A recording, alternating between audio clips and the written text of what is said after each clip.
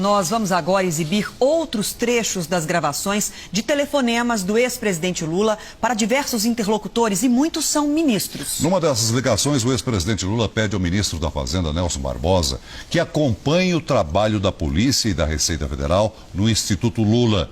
Deixa entender que a ação foi exagerada. É preciso acompanhar o que a Receita está fazendo junto com a Polícia Federal, bicho. Não, eles fazem parte, né? Eles são... Pois é, mas você precisa se inteirar do que eles estão fazendo no Instituto. Se eles fizessem isso com meia dúzia de grandes empresas, resolvia o problema da arrecadação do Estado. Sabe? Sei. Eu acho que eles estão sendo filhos demais.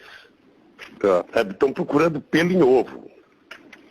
Eu acho que era preciso, eu vou pedir para o Paulo Camoto tentar colocar tudo no papel, porque era preciso você chamar um responsável e falar que é essa.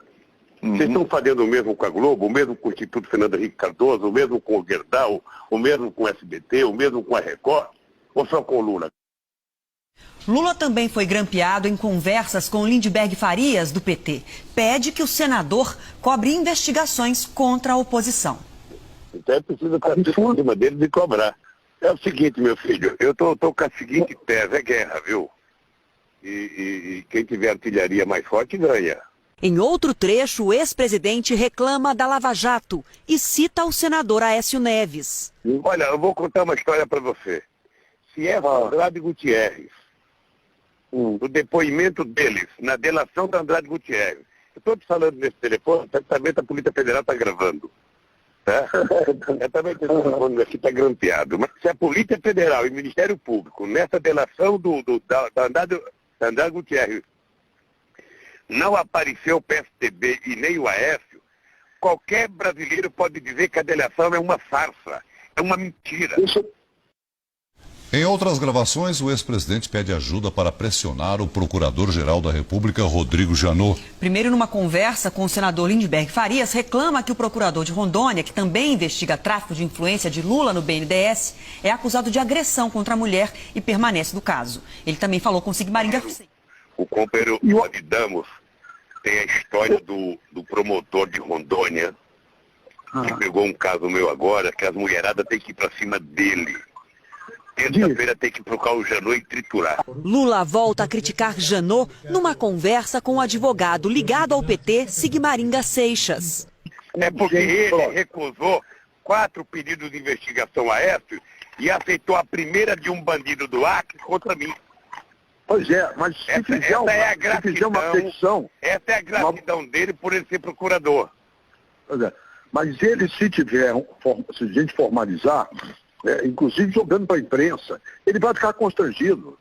Se for lá conversar, ele diz não e pronto. Ou não diz, né? O procurador-geral Rodrigo Janot está fora do Brasil, mas comentou as declarações, disse que ninguém está imune a investigações, disse que não se sentiu intimidado pelas declarações de Lula e disse, abre aspas, o Ministério Público tem couro grosso, fecha aspas. Vamos agora a outros trechos gravados pela Polícia Federal dos telefonemas de Lula. Uma das conversas foi gravada no dia em que José Eduardo Cardoso deixou o Ministério da Justiça. Lula cancela uma viagem para Brasília e avisa o ministro Jacques Wagner. Oi, tudo bem? Ô Galego, deixa eu te dizer uma coisa. Eu estava pensando que não era o caso de eu não ir a Brasília hoje. Por conta da saída do rapaz. Por conta da saída do rapaz, ou seja... Isso ela se preocupou ontem, depois vamos dizer que ele só veio aqui para comemorar o botar fora. É isso, então eu acho que era melhor eu não ir. Deixar para semana? Deixar para semana, porque você veja, o Globo já tem editorial que era importante alguém responder. Sabe, editorial tenta em cima do governo. Eu nem vi, dizendo o quê? Mostrando que essa troca não pode significar... colocando medo no novo ministro da Justiça. Não, e dizendo que eu que arrumei um cara para poder resolver o teu problema. Depois, com o ministro-chefe da Secretaria de Comunicação, Edinho Silva, Lula demonstra preocupação com as críticas ao novo ministro da Justiça. É importante você ficar atento, porque vai sair muita crítica à indicação do novo ministro. Tem o seguinte, Costa, nenhuma ditadura vai longe sem apoio popular, né? A gente tende de admitir que o nazismo alemão, naquelas manifestações grandiosas, o pessoal não ia lá forçado, não, no começo. Ele ia para apoiar. Sim. O Lula gostava do Hitler e apoiava. Inclusive a intelectualidade. Exatamente. Depois você teve uma guerra, aí a coisa é decidida aí pela guerra, e era tarde demais para que os alemães ali fizessem alguma coisa. Na Itália, a mesma coisa. O Mussolini, ele teve apoio popular para chegar lá. Aqui no Brasil, em 64, você teve manifestações a favor da reação militar, manifestações maiores que o comício de 13 de março organizado, que foi a maior manifestação organizada pelo governo. E enquanto teve apoio popular, as coisas andaram. Em todo lugar é assim. Você perde o apoio popular, começa a ficar insustentável a situação. Eu me pergunto, quem vai apoiar o Supremo? No momento em que o povo descobrir que é ele que faz o seu destino. É esse o negócio.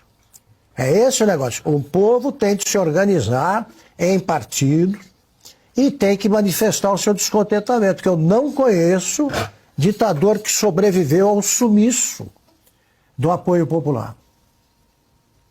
Não é, tem que mostrar o povo, e pressionando o Congresso, pressionando a Câmara, pelo seguinte: as pesquisas mostram que o Supremo é a mais impopular das instituições, o que não é mole, hein? O que não é mole, está ganhando da imprensa, está ganhando da presidência da República, está mal, está muito mal. É difícil ser campeão da impopularidade entre no campeonato das instituições brasileiras. Agora, eles não podem andar na rua. E não terão, evidentemente, o apoio do Exército, porque o Exército está querendo ficar fora disso, pelo visto. Se não se manifesta quando prende companheiros de farda, não acredito que vão se manifestar também do lado de um governo do PT. Enfim, nós vivemos uma situação muito confusa e é difícil arriscar prognósticos, então eu não faço isso. Mas eu acho que também os golpistas reais, esses vão ter problema para montar um esquema de poder que resista a essa erosão do apoio popular. Sem nenhum. O Supremo é a mais desacreditada das instituições.